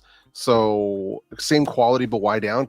That could be the reason why. It could be because you're still doing the same thing and people have moved on to somebody that's doing it either a little bit better, doing it differently, being more dynamic. So I would start by looking inward and seeing how can you improve to improve this, or are the topics you're talking about just no longer relevant? It's a similar channel to the very first one we audited today, Dan, a space shorts channel, from what I can see. These are the most popular ones. Let's just do the latest one. What do you reckon? Robot voice or not? Yes. Let's listen. Imagine finding a snake on the surface of the sun. It is, but it's not a bad. good one. It's a yeah, good one. It's not a bad one. And I like the hook. Imagine finding a snake on the surface of the sun. Like, excuse me? So, yeah, but keep tweaking. Keep trying different little things here and there. Because that could be it could just be that you've kind of given people what they feel like is the same thing over and over. Might be time to make a little change. Caleb says, what are the best free tools for live streaming? It depends on what you need. I would say OBS for the actual broadcasting itself. And then OBS users make plugins all the time, and there's a OBS plugin hub where you can download all kinds of cool things. But it depends. We would be remiss not to say StreamYard as well. I believe there is a free tier of this, and it's idiot proof, which is why I use it. It's very, very easy to use. It allows you to do funky stuff like this, whereas OBS it's a little more involved. But you're right, it's completely free. And then last one before we get back to some channels here from Test Will. On some days I randomly get about 40 to 50 subs in an hour, where I usually get about 5 to 10 subs per day. And the views are around 100 to 200. I have no idea what this is about. Do you guys know anything about this? Bruh. No idea. I've noticed that I get spikes in views and subs when I first upload a video, because that's like where you get like a bunch of traffic.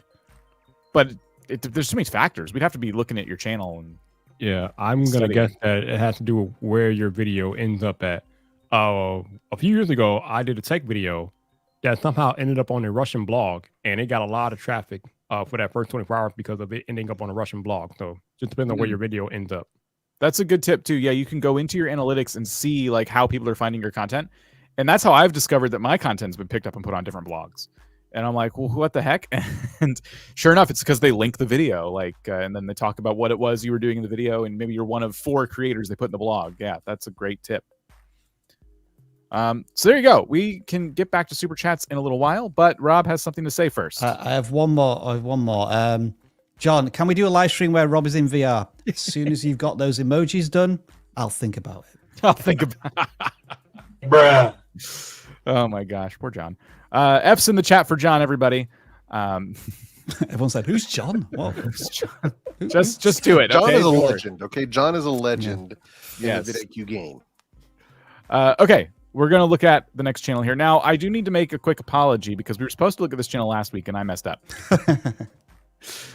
So this channel was actually in our Discord, and every so often we run different challenges and promos in there. And if you join our Discord, you too could potentially get an extra opportunity to maybe get a channel review by participating in things we got going on. So the link is down below. You can go to vidiq.com/Discord to get there nice and easy, and go ahead and join. It's totally free. It's our public Discord. Our community in there is awesome, and they're doing some great work. And today we are looking at ThatGamerGuy, who plays Scrap Mechanic, which is a name I have not heard in a very long time. Game's been around for a while. Pretty open world, kind of engineering kind of game. It's pretty cool. And they have 486 subscribers. They've got 1,000 views in their latest video from 4 weeks ago. We started a new life, Raft Mechanics. So it looks like they maybe Raft Mechanics a new game. Maybe it's a mod for Scrap Mechanic. I'm not really sure. But, this topic was of interest to a lot of people because, 1,000 views in your latest video when you got views down here that didn't even crack 100 on some of these Scrap Mechanic workshop videos. Do you think it takes a significant amount of time to plan and make these videos? Like, is there a lot of build required in the game itself? Because there's quite a gap between each published video, like 1 or 2 months? Yes. In my experience playing games like this, it's not just the prep for figuring out what topic you should cover next and all that stuff and the scripting. You have to like go into the game and engineer something. And then depending what you're doing, if you're showing it off or if you're showing people how to build it, you got to like record yourself doing that. And like, you know, it sometimes I know creators who play games like this where they build it off camera first so they kind of understand all the inner workings, and then they re-record themselves building it, you know, so they do it without the pressure of being filmed first. So there's a lot of work that goes into games like this for sure. Yeah, if that is the case, then the idea and the title and the thumbnail have to be extraordinary. Like they really have to stand out because you're investing a lot of time and effort. The idea becomes so much more important. And automatic trains in Scrap Mechanic, the smoothest train in Scrap Mechanic, are those exciting titles which lead to an interesting idea? I'm not that convinced. So I think what I'm trying to say, Dan, is I'm trying to adopt the idea of don't just make a video every single day because it's a gaming channel. Like if these videos are going to take a while, then you have to spend a bit of time on the idea itself before you commit to it. Top video here after I get past the playlist is from Dr. Pixel Plays, and it has 34,000 views from 11 months ago. And when I said that, oh yeah, whole game. Scrap Mechanic is a name I haven't heard in a long time. And now I guess Raft Mechanic, which is a different thing. I was saying that because part of my concern for this channel's future is you're playing a game that is very niche. You know, it's not that household name kind of popularity behind it. It doesn't have that. So it's great that you get 1,000 views. Is that these days, you know, 11 months after this topic was popular, evidently, is that the ceiling? Are you doing everything right, but it's just that there's not as many people interested in it today? And I don't have the answer to that. I don't follow this too well. I played Scrap Mechanic like this much when it first came out. So that's kind of for you to answer. But you kind of get to a point where you have to start thinking about the future. It looks like 11 months ago you did quite a bit of Raft Mechanic. The good news is there are a lot of games like this that I would assume Scrap Mechanic folks enjoy quite a bit. If you're feeling like things aren't going super well, and I think there's a lot more you could do with titles and thumbnails, for sure. Rob pointed out titles. I mean, definitely more could be done with titles and thumbnails. Definitely some improvements. But if you do that for a bit longer and you're just not feeling it, start to look into other similar games. There's a lot out there. As the gaming expert, Dan, what is a natural successor to Scrap Mechanic? I'm not in this particular space as much these days. Well, you're not a gaming expert then. Yeah. Great. How dare you? They would know. Come on. They should know. But any game where you can do any level of like cancelled engineering and customization, especially if it's like newer on the Steam store, look at the reviews, see how popular it is. But yeah, I'm kind of out of the loop these days. Scrap Mechanic was like almost a decade ago. It's a very old game now. So that gamer guy, I do hope that was somewhat helpful and not too much bad news. We'll go to the next channel, which is actually Viper. You're going to have to set this up for us. This was another Twitter challenge that you did. Wow, what are the odds of me being here for this? So, yeah. So this we had a weekly Twitter thumbnail audit contest last week, and this channel won.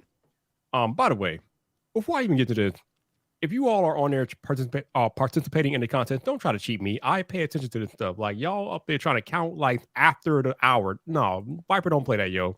If y'all do that on a consistent basis, I'm going to disqualify you all and block you all. Don't do that. But yeah, this channel won. So yeah, we get to audit their channel and see what's going on with it. It is Fantst. I don't know if I'm saying that right. But I do like the thumbnails quite a bit. Well, look at this. Wait a minute. 1.2 million views 4 months ago, beating Minecraft with 1 slot. Gotta love a good challenge. Gotta love a good challenge video. Yep. This reminds me, and this creator may have done this. This reminds me of another YouTuber who did a challenge in RuneScape where they tried to like achieve something with only 1 inventory slot. Which again, like unheard of. And they kind of took that idea, potentially, they could have anyway, and applied it to another game, which is genius. Like when you see a trending topic in like another section of YouTube, can you apply it, that kind of challenge, to your own thing that you do on your channel? And I don't know if they got inspired by that video or not. Maybe the timeline doesn't add up. Maybe it's the other way around. Maybe the other creator got inspired by this video. But either way, there is a lot of that where you can kind of like trend jack, even if you're not in the same space as somebody. Yep. It's hard to advise a channel like this. So they started a couple years ago, and they are used to seeing an insane amount of views when they post a video. Like views way over their subscriber count. This one over 1 million. And does it take 2 months to make a video? You know, that's the question, because if you could upload more, obviously you'd be just like next level Minecraft YouTuber. Are they doing short? Yeah, are they doing shorts? 3 shorts. Oh, not that much. Okay. A couple. And some live streams. 2 live streams about a month ago, 3 months ago. So yeah, I agree with Dan. I think the biggest advice that we can offer this particular channel is to try to upload more. Really. Yeah, I was going to say, let's have a look at one of the videos, see what we think the time to edit is on this. Dan, you can obviously hear what's going on here. What's gist of it? Lots of sound effects, great commentary, nice hook. Yeah. You could just tell by the editing. Looks like it's going to take a while to make this video. Yeah. So I don't want to encourage anybody to burn themselves out trying to make videos of this standard. You can absolutely, if you've ever asked yourself the question, how many videos is the right amount of videos to upload in a week? Like it's 1, 0, you know, you can totally slow walk your YouTube journey and take as much time as you want and still meet a ton of views. But because we're like min-maxers, we would encourage you to post as often as you possibly can, you know? How else can you beat Minecraft with 1 blank? Like, could you, like with 1 heart? But the thumbnail seems to suggest I may have done that in this video. 1 heart, 1 food chunk, and 1 inventory slot. Like all of it in all of the ones in video. one video. Yeah. Yeah. Could you do it again? You know, like same challenge, slight twist. Beating Minecraft without killing anyone. Beating Minecraft without building a certain item. You know what's great for this is our AI coaching tool. You know, great for generating some content ideas. You know, so you can kind of feed it some of the things you've done in the past, see if it can come up with anything, you know, new. If ideas are your struggle, they might not be. It might be just the raw time that goes into these. In terms of titles, thumbnails, I can't advise. These are great. They're doing a great job. Yeah, I agree. It's just if you can somehow get your upload schedule going a bit more, can you hire an editor? You know, are there things you can do to kind of speed this up? That would be more opportunities to continue to grow even faster. You're competing with channels that upload videos of this quality, but much more often. There you go, Dan. Maybe that is the bottleneck, an editor. Yeah. All right. So those were the pre-selected channels of the day, which means it is time to get into some random selections. And that means if you've been filling out the forums down below, now is your opportunity to potentially have your channel up on the screen as I try to find this button.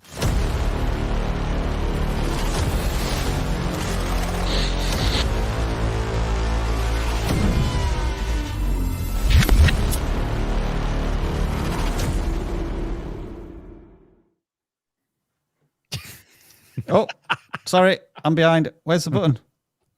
Got it. It's too late, Rob. Jeff. This is the CLAAAW. We're going to be using it to pick your channels out of the bunch. That's me. Okay, there we go. This is the CLAAAW. And what we need to do is update the numbers here because there are a lot of you on the forum today. I'll put it up to about 550 to cover us because on the non-gaming forum, we have 531 responses. On the gaming forum, we have 431 responses. So, it's like exactly 100 off. So there you go. About 100 gaming channels needed to balance this out. We are going to take a non-gaming channel. Oh, come on, Claude. No. Do it again. 498. Okay. What is happening? What is happening right now? What is happening right now? Is Rob's claw button broken over there?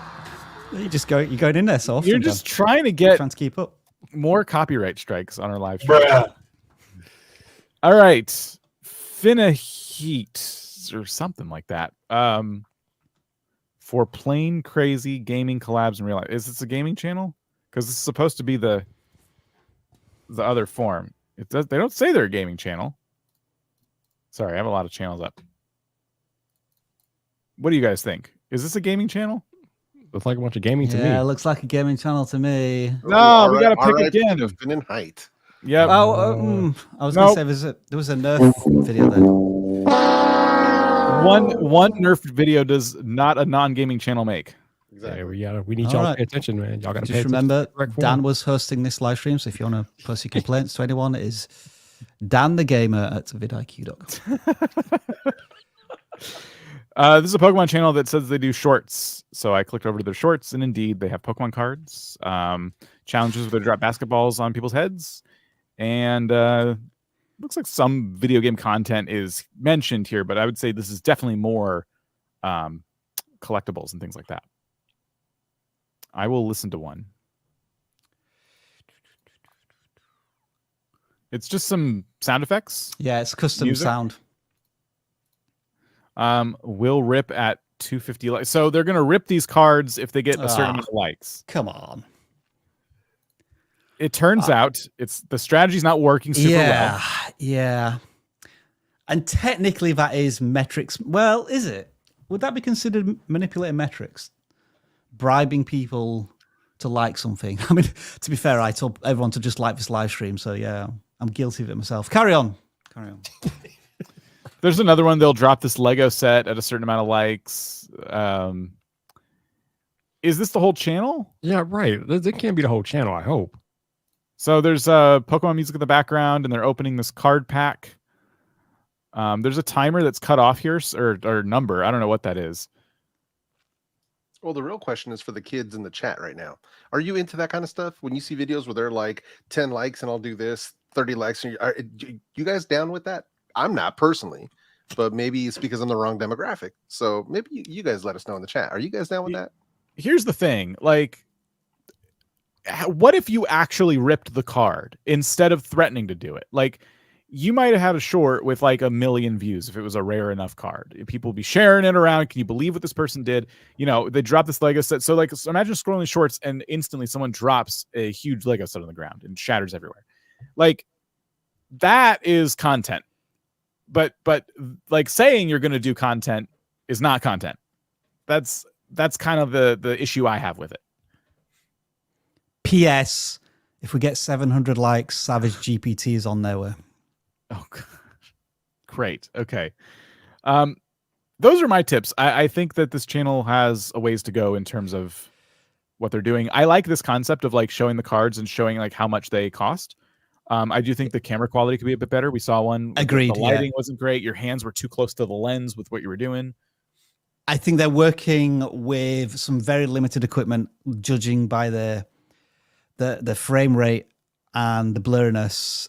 I think the thing that's going to fix that is probably just a nice CFL light. And what I mean by that is a light that has a temperature of 5,600 Kelvin. So it gives you a nice clean white light.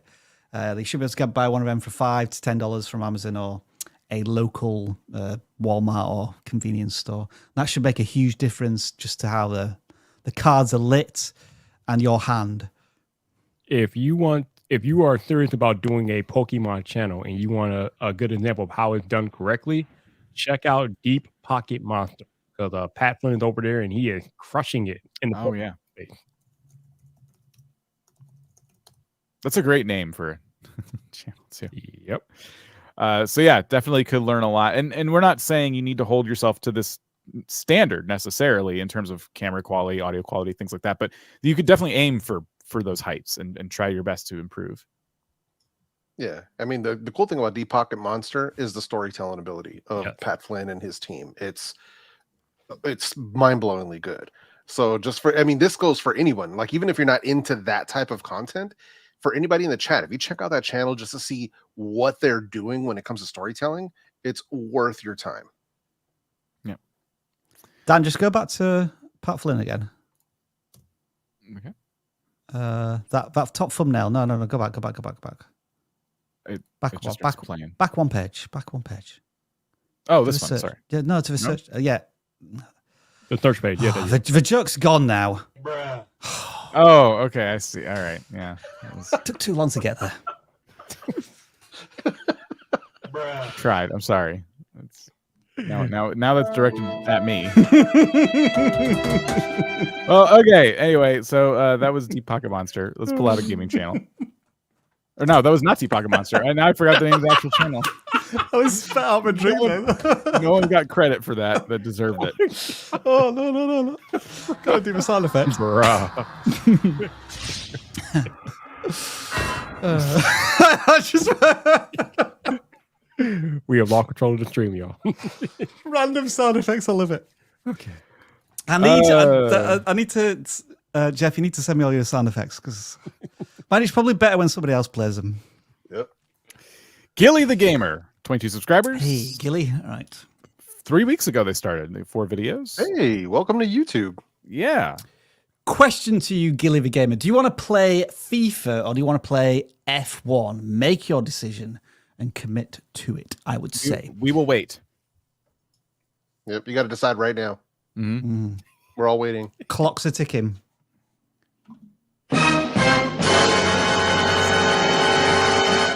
It's loud. I'm banning sound effects. They're banned, But no more sound effects. here's a thing from a a positive point of view. You know, we look at some gaming channels, Dan, that start off doing Let's Plays and they're on episode 78 and they've still got less than 10 views each video. This channel, with the 4 videos that they've made, they're already into double figures with their content. That is something that is promising. Mm-hmm. However, you are playing 2 games. Both games, I think, are probably old. Well, FIFA 23 is pretty old at this point. I know it's 2023, but it's usually released September, October 22. Mm-hmm. I don't know about the F1 game because you haven't stated which game that is, and you've used the dreaded episode number, so that's a little bit concerning. Mm-hmm. But you're on YouTube. Welcome to YouTube. Enjoy the process. Play games. Get into it. You're also doing shorts as well, so you're diversifying your content. I would say make 20 videos on F1 or FIFA, and then make a decision which one you want to drill into a little bit more. And the reason being is because you want to try and bring some value to that specific audience. You'll start to grow. Maybe eventually you can branch out into other games and themes, but try to just grow a channel around one thing for a bit. You know, you'll learn a lot doing that. And it's all about what can you bring to that audience. That there's people playing FIFA right now. What can you do to make their experience augmented in some way? That's your goal as a gaming channel. And do you play games at the top of a mountain? Yes. Time for a channel banner that is more representative of what you like to do on YouTube. All right. Correct. So we will pick another channel. 31 on the non-gaming form. Much earlier. LJRRetroPCs. Vintage PCs and component. Okay. Cool. Interesting. So, some decent views here for their subscriber count. I mean, less than 500 subs. I mean, we got views 800, 3,000 here, 1,000 here. So the first thing that I noticed just by looking at all these thumbnails is that I think you're trying to be a little bit too cute with the text. And the reason why I say that is because you're using that shadow effect on the text. I mean, that's all good and well, but it's literally covering up what you're trying to show off in the thumbnail. So while it's good to have text if it complements the title, having text for the sake of having text is not always the best idea when you're trying to show us what it is that you're trying to present in the thumbnail. Like, I can barely see a lot of these computers in the thumbnail because of the text and the effect that you're using for the text. So I would say be mindful of the text and the effect. And again, as we tell you guys all the time, if you can limit it to 3 words or less in the text, I think that's a beautiful use. Just let the picture tell the story with your thumbnail. Less text, more picture. Yeah, I think we throw down the gauntlet here for LJRRetroPCs. Your thumbnails, 3 words or less. That's it. That's what you have. Either no text or 3 words or less. And they got to be short words. Don't be hitting me with supercalifragilistic and all that kind of nonsense. So 3 words or less. Like there's super eBay bargain. Thank you. Surprise USB content. Thank you. Right? Stuff like that where you're just keeping it simple. When you start throwing in a whole sentence into your thumbnail, you're doing too much. So that's a challenge. I'm going to throw down the gauntlet for LJR. If we ever see your channel come across here again, we gotta dial that back. We gotta dial that back. Let your title do the talking when it comes to the text. But like this latest one, so many issues. Yeah, that would have been perfect. That would have been perfect. So many issues. Arrow pointing. From an audience perspective, I think this channel is doing fantastic for its intended target audience. Agreed. Coming up to 500 subscribers, and they're getting hundreds of views. Some of these videos are getting more views than subscribers. Brilliant. But is there a fairly low ceiling for 1990s PC nostalgia? I think we had a very similar channel to this when Sean was on a couple of weeks ago, and we were thinking, like, how can we make this more accessible? And so, like, could you install Windows 11 on a Intel Pentium original and more crazy things that might make it more approachable of a broader scope for an audience of today? Because I think this channel absolutely can get more views with better thumbnails. But are they going to get tens of thousands of views, hundreds of thousands of views? I'm not sure on that.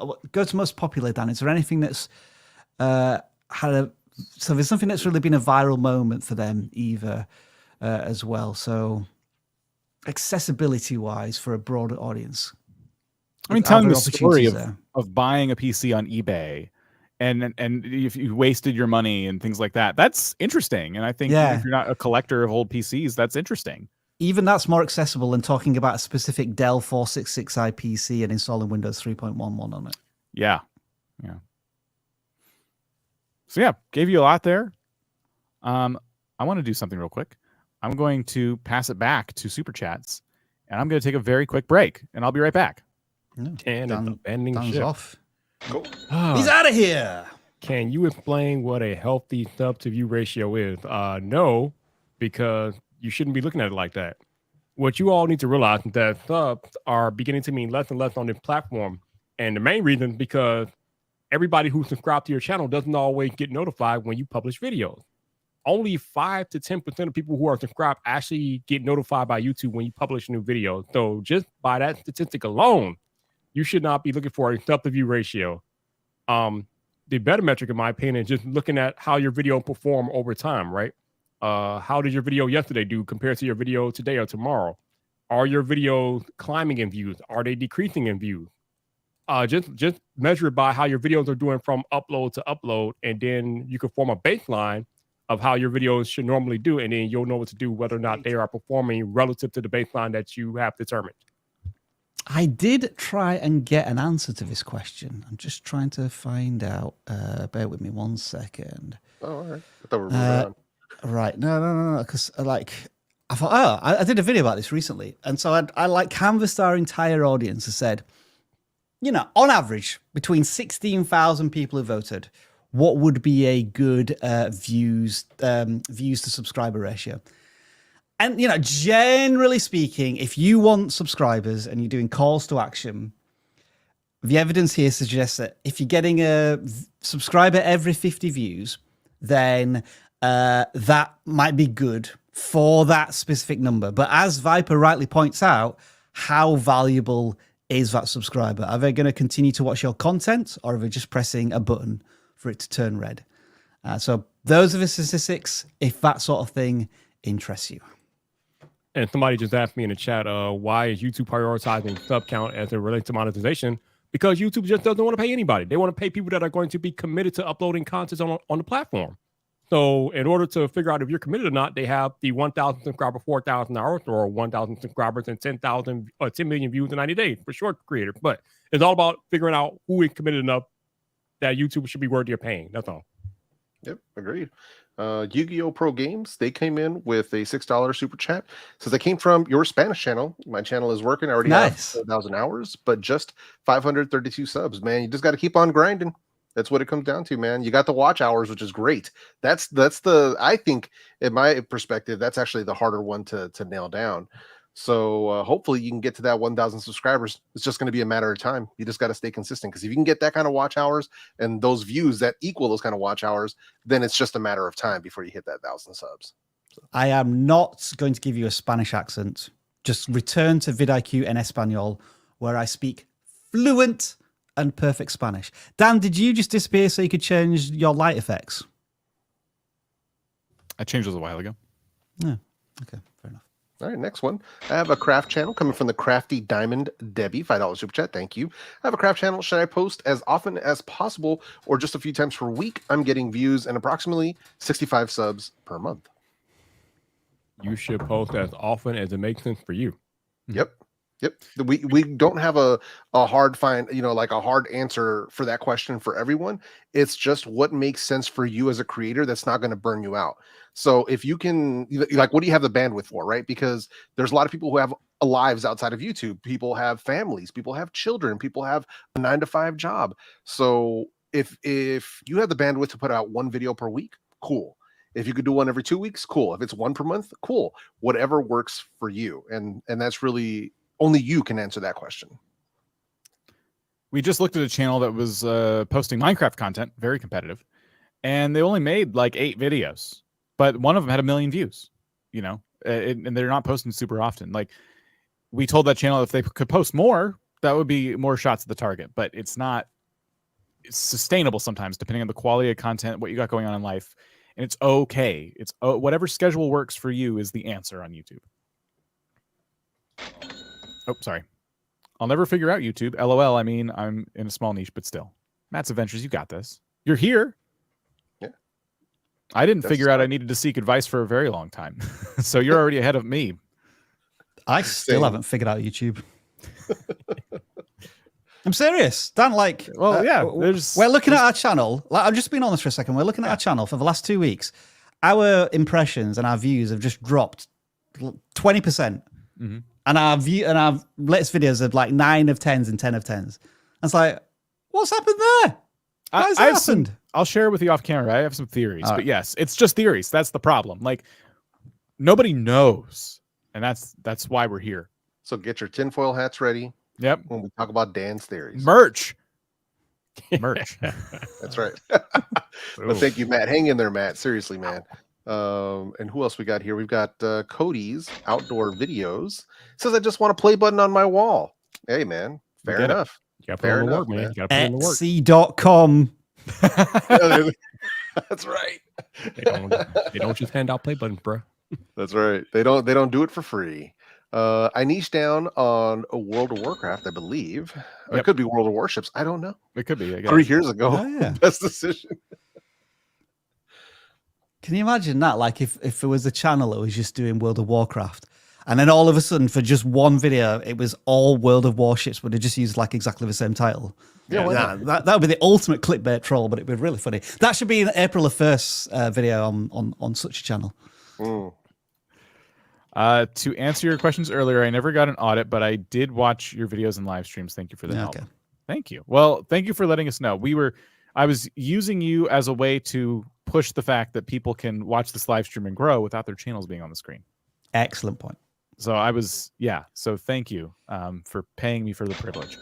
No, appreciate your super chat. Hawaiian Rifleman, how often should I upload? I've been trying to do 4 videos a week, but I don't know if I should do more. Goodness. It sounds like he's been trying. It sounds like he's been struggling to keep up with doing 4 videos a week. So maybe just take a step back, do 2 videos a week, but invest time in learning how to make better thumbnails, or like, it sounds like you're in the creating to learn mode right now. Like, you're creating to learn new skills and get better at it. So maybe not that much quantity, still push out the video so you're learning something, but maybe not as much. Sorry, Jeff. Go ahead. Oh, no. I totally agree with you. What I was saying is that if they're trying and they don't know if they should do more, then I say, if anything, slow down. Yeah, slow down for sure. Take it down to 1 or 2 uploads per week to see if that performs better. If you're giving these videos a little bit more time to breathe, it gives you a little more time to breathe to make better content. So that's the thing, is sometimes we fall into this trap as early, when we're first starting out, where we do want to make more content. We do want to be more consistent. But sometimes you do have to slow down and make sure that the videos are at least a better quality, that you're improving with every video. And if that means slowing down to 2 per week instead of 4 per week, I would say do it. And I've seen this multiple times, including on my own channel. When I've slowed down, my growth has increased. So I say it's worth a shot. We have a couple more supers here from Gladiator Sid. Thank you. And then Edit Giovanni. Thank you. Appreciate you guys. So if you've sent super chats and we did not get to them, we apologize, because we are basically at time here. Parting words from Rob Wilson. Oh, we got another 3 minutes. Can we not? Well, do that's like why one you more usually channel you take a while to give us your parting words. Well, we didn't get to 700 likes, so there's no Savage GPT. See, there's no point in doing another audit then too, right? Okay, all right. Well, we can. Why do number of impressions fluctuate so much? I have a strong niche of particular finance and investing. That's just the way. That's just YouTube. YouTube is ebb and flow. That doesn't matter what niche you're in. On YouTube, your numbers are going to go up. You're going to go down, up, down, up, down. You just have to ride the wave. Yep, YouTube is just testing. That's what they do. So, but we're not going to be able to answer that question for you, because we do not work at YouTube and we do not have insight into the algorithms at that level, unfortunately. But from what I've seen, it is just like Viper said, it's the ebb and flow of it. And that is YouTube's testing your content against other competitors, against other videos on YouTube, to see what sticks with viewers. Let's look at it from a YouTube education point of view. If I make a video about how to get 1,000 subscribers, the chances are, just by virtue of the title alone, it will get more impressions than a title of how to add a playlist to your YouTube channel. Same topic, but it's a more nuanced area of YouTube education. And maybe that's happening the same with your content. You're looking at a really popular cryptocurrency one video, and then something really specific to do with real estate in a particular part of the US. I'm theorizing here. I'm just trying to use an example of how everything fluctuates from video to video. I did claw out one more gaming channel if you want to really quickly see if we can get to this. Let's do it. I can't find the button. There it is. Sorry. So Serverlight Gaming. They look like a gaming horror channel doing some Minecraft. His growling was terrifying. A craft of mine. So this is like a Minecraft horror kind of game. Interesting to be in this genre, but try all these. Got Roblox, but they're trying to take the horror genre and pick out mods and maps and things like that are in these other really popular games. I think I've got deja vu here. I think this creator commented on one of our videos, and I thought, oh, that was a cool comment. And then I checked the channel, and I thought, wow, these are actually really cool thumbnails for a horror gaming channel. Because we always talk about how difficult it is to illustrate horror games on YouTube thumbnails, because it's usually a dark moment that you're trying to capture. And I thought, yeah, some of these actually look really cool. They've increased the brightness, but they've also retained some of that tense concept of, there's a scary moment or a jump scare about to happen.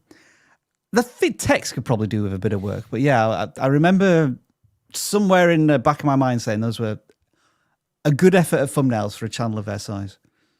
I agree. I don't love the gradient font on the text. Yeah, I think it kind of makes needs certain work. words stand out and other words not. But yeah, in generally speaking, this is pretty cool progress here. I think they have now played a lot of different games, and that gives them a lot of different data points. I'd be kind of looking into the games that did better than others by going to most popular. The Roblox one being way up there. The Minecraft one's pretty far up there. Never trust a PC game within. So could you continue experiment with titles a little bit to try and even more captivate a wider audience? Is there a challenge you can do while playing one of these games? You know, this wouldn't be probably a very interesting one, but just off the top of my head, if I get jump scared, the video ends or something like that. Just different types of challenges to kind of make it not just look like, oh, today I'm just playing a horror game. Like you're playing it, but it's with this very important twist. That's kind of like the next phase of the plan here. I think their titles are pretty good. I think their thumbnails are pretty good. Now it's like that audience interest and that wider, that broader audience interest. How are you going to get some new people to watch? So there we go. We did it. Good live stream, everybody. Pats on the back all around. I have no idea what the audio level of this song is at the moment. Maybe only I can hear it. I know. No, I can hear it. It's pretty good. Dance cam's on. Oh, then we have a... Bruh. Well, if Jeff's going to make fun of me, I don't want to do that. It's definitely time to cut the feed, y'all. Y'all might want to run. Getting about to get crazy out here. It's, yeah. I think we did it. I think with the live stream's over, I think I could just hit the outro button, right? I think you can. Yeah, that might be the best idea. All right, here we go.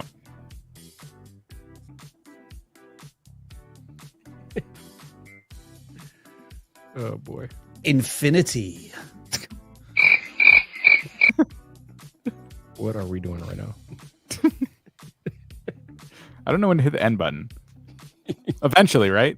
Any moment would be good. Like now. We got to get Rob doing that like Tobey Maguire, you know, the Spider-Man dance. He's got to get tuckered out at some point. Tuckered out. Good Lord. Somebody hit the button, damn it. All right, thanks for watching, everybody. Whoa, hang on. What? Oh my God. Hit the I'm gonna hit the button, Tony. I'm gonna hit the button, Joe. Thanks for watching, everybody. Didn't get out of control. Everybody can leave now. You're all dismissed.